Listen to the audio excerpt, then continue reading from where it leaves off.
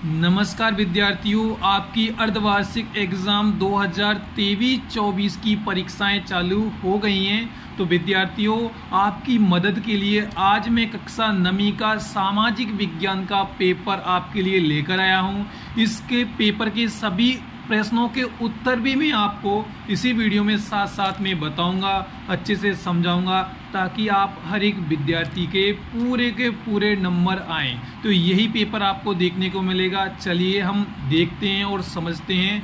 तो चलिए हम स्टार्ट करेंगे। उससे पहले आप सभी साथी चैनल को सब्सक्राइब ज़रूर कर लीजिए। देखिए, आपका पहला सवाल आप देख पा रहे होंगे विद्यार्थियों, रूसो कौन थे? तो साथियों, ना तो ये वैज्ञानिक थे, ना ये चित्रकार थे, ना ये कवि थे। इनका है सही उत्तर बी, ये दार्शनिक थे। साथियों, ये मनोविज्ञान वाला सवाल है, तो आपने ये ज़रूर पढ़ा होगा। जो अगला हमारा सवाल है, सोशल कॉन्ट्रैक्ट किसकी रचना है? तो इसका सही उत्तर है रूसो। साथियों, आपका समय खराब नहीं करूंगा विद्यार्थियों, मैं आप जल्दी से इसको पढ़ लें, इसलिए मैं स्पीड में बता रहा हूं और कोशिश करूंगा जहां समझाने की ज़रूरत होगी वहां समझा दूंगा। जो रेड है, ये इस नाम से, रेड के नाम से किन्हें जाना जाता है? तो विद्यार्थियों, इसका सही उत्तर है मेंशविकों को। जो बी वाला ऑप्शन है, इन्हें रेड के नाम से भी जाना जाता है। अगला, जो रूस की क्रांति का प्रमुख नेता कौन था? तो विद्यार्थियों, स्टालिन नहीं था, गोर्की नहीं था, टॉयलेट नहीं था, लेनिन। ए वाला बिल्कुल सही ऑप्शन आपका सही है। जो पांचवा सवाल आप देख पा रहे होंगे, लक्षद्वीप के समूह हैं। तो विद्यार्थियों, लक्षद्वीप जो समूह है वो काला सागर का नहीं है, चीन का भी नहीं है, हिंद महासागर का भी नहीं है, ये है अरब सागर का। ये ए वाला ऑप्शन आपका बिल्कुल सही है विद्यार्थियों। अगला जो छठा आप देख पा रहे होंगे, भारत में टापुओं की श्रृंखला है। तो साथियों, इसका बिल्कुल सही ऑप्शन जो आप देख रहे हैं, पांचवा बिल्कुल सही है। ध्यान रखिएगा, जो यहाँ पे क्लिक हो रहे हैं ये जरूरी नहीं है, ये मैंने आपको भ्रम पैदा करने के लिए है, थोड़ा जोर लगाना है। आप भी अपने हिसाब से देखना, क्योंकि आप भी पढ़े लिखे बच्चे हैं। सातवां, इसका ऑप्शन तो आप सभी को पता है कि सबसे बड़ी ऊंची पर्वत श्रृंखला भाई ये हिमालय, ज़्यादा आगे जाने की कोई ज़रूरत इसमें नहीं है। तो चलिए हम आठवां सवाल आपका देखेंगे। अब देखिए साथियों, यह आठवां, प्रायद्वीपीय पठार की मृदा कैसी है? तो जो आपका इसमें ऑप्शन देख पा रहे होंगे आप आठवीं में कि इसमें कौन सा है, तो ये लाल बिल्कुल सही है, काली नहीं है, चिकनी नहीं है।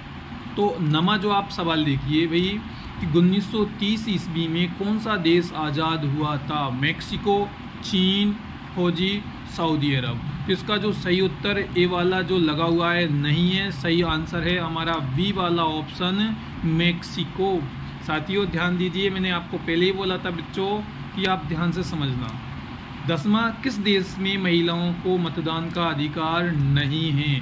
तो विद्यार्थियों, आप देखेंगे तो इसका जो सही ऑप्शन है ये बी वाला ऑप्शन है। कौन सा साथियों?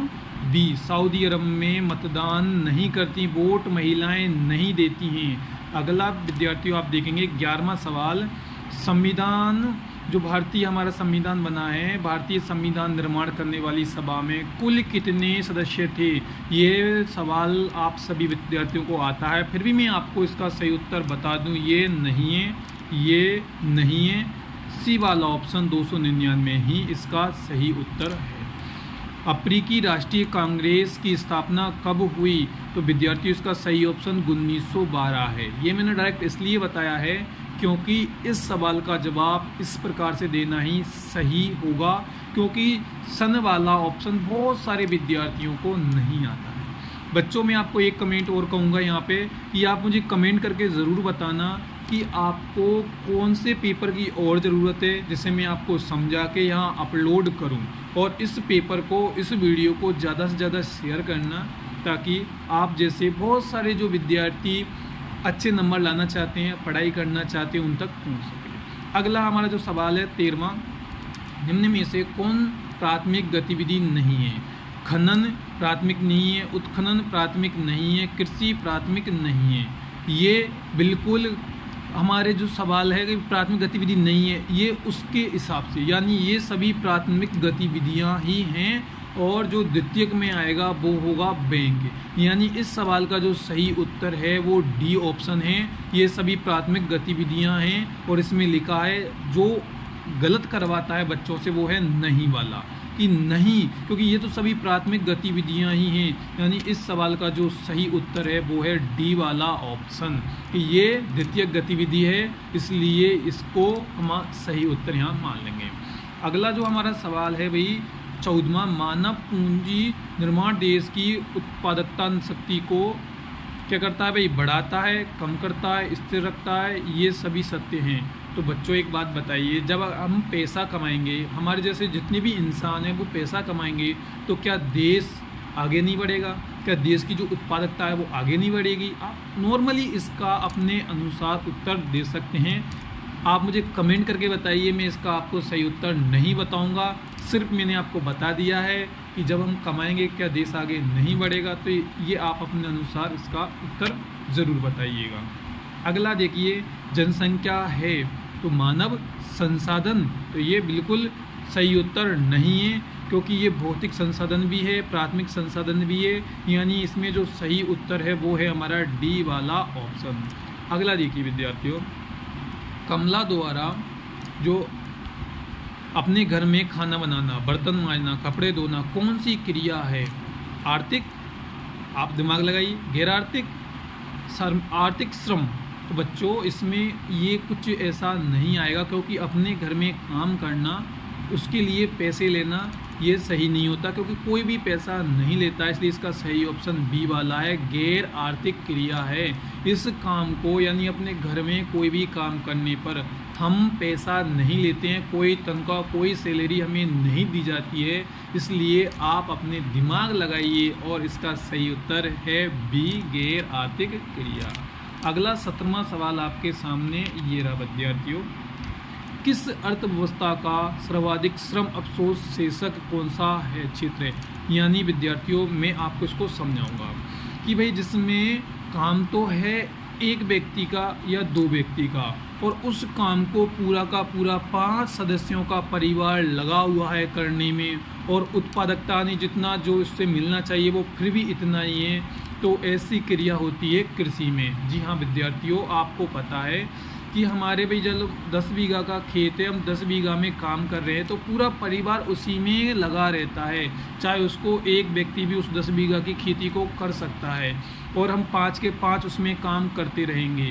तो ये क्या है भाई, इसमें सर्वाधिक श्रम अवशोषक होता है, यानी इसमें पता ही नहीं चलता है कि हम बिना मतलब इसमें काम कर रहे हैं, इसमें एक व्यक्ति भी उसको संभाल सकता है। तो 17वें सवाल का सही उत्तर हो जाएगा ए वाला ऑप्शन। अगला 18वां आप देखेंगे, भारत का संविधान लागू किया गया, ये तो आप सभी को पता है, 26 जनवरी 1950, रट्टा रट सबको याद होता है। पश्चिमी घाट का सबसे ऊंचा शिखर है, तो विद्यार्थी इसका सही ऑप्शन है ए, अनाईमुंडी। अगला, रूस में खूनी रविवार की घटना कब हुई थी? तो 20वें सवाल का आप उत्तर बताइए। तो इसका सही उत्तर होगा 1905, बिल्कुल सही उत्तर इसका यही है। अगला आप देखिए, यहाँ से आ गए आपको लिख करके जवाब देने वाले। तो विद्यार्थियों आपने पढ़ा होगा फ्रांस की क्रांति के राजनीतिक कारण क्या थे, या फिर आप इसको कीजिए, या आप इसको नहीं आता आपको तो आप इसको नहीं, तो फिर आप इसको कर दीजिए। रूस के इतिहास में कौन सी घटना खूनी रविवार के नाम से जानी जाती है? 22वां सवाल है, भारत के उपमहाद्वीपों की क्या संज्ञा दी जाती है? इसके 2 कारण बताइए, या तो आप इसको कीजिए, या फिर आप आर्थिक संकट से क्या अभिप्राय है, इसको आप उत्तर दे दीजिए। अगला 23वां आप देख पा रहे होंगे बच्चों, लोकतंत्र के 4 गुण लिखिए, या फिर आप वनों के संरक्षण के विभिन्न उपायों का वर्णन कीजिए। ये दोनों ही बहुत सिंपल हैं, आप अपनी इच्छा से लिख सकते हैं। जैसे भाई लोकतंत्र क्या है, भाई हमें मतदान करने का अधिकार है, हम अपनी इच्छा से कुछ भी कर सकते हैं, यहाँ पर हमारे ऊपर किसी का दबाव नहीं होता। और आपने जैसे भी पढ़ा होगा कि लोकतंत्र में मतलब किसी को रोकटर टोकटर नहीं है, आप जो भी करना चाहें जो भी कर सकते हैं आप कर सकते हैं, इसमें कोई भी आप पर रोक टोक नहीं होती। और वनों के संरक्षण में आप जानते हैं भाई कि भाई हम वनों को कैसे उसकी रक्षा कर सकते हैं, इसके बारे में हमें ये बताना है कि ज़्यादा से ज़्यादा पेड़ लगाएं, पेड़ काटने नहीं दें, उनकी रक्षा करें। अगर वहाँ जहाँ जंगल हैं अगर वहाँ पे आग न लगाएं या उसके आसपास आग न लगाएं, और जंगली जानवरों को ज़्यादा से ज़्यादा बढ़ावा दें, ताकि जंगल, क्योंकि अगर जंगली जानवर रहेंगे तो जंगल बढ़ेंगे, अगर जंगल रहेंगे तो जानवर बढ़ेंगे। तो ये भी इस तरह से आपको ये पढ़ाया है, आपको पता होगा। 24वां बेरोजगारी शब्द से आप कैसे व्याख्या करेंगे? कुछ भी लिख दीजिए, आपने देख रखा है बेरोजगारों को, या जन्म और मृत्यु दर को परिभाषित कीजिए। ये आप यहाँ पर देख पा रहे होंगे 10वां सवाल। 26वां देख रहे होंगे आप, संविधान की प्रस्तावना का महत्वपूर्ण क्यों है? या फिर आप अगला, प्रथम विश्व युद्ध की जर्मन की पराजय किन कारणों से हुई? 27वां बताइए कि हिमालय का निर्माण कैसे हुआ? इसका अथवा वाला है, लोकतंत्र दूसरी अन्य सरकारों से बेहतर क्यों है?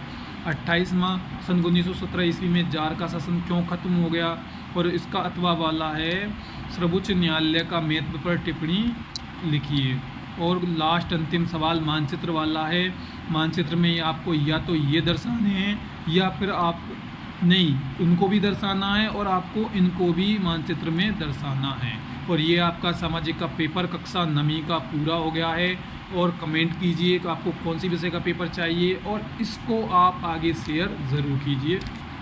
अच्छा लगा है वीडियो, लाइक कर दीजिए। धन्यवाद बच्चों।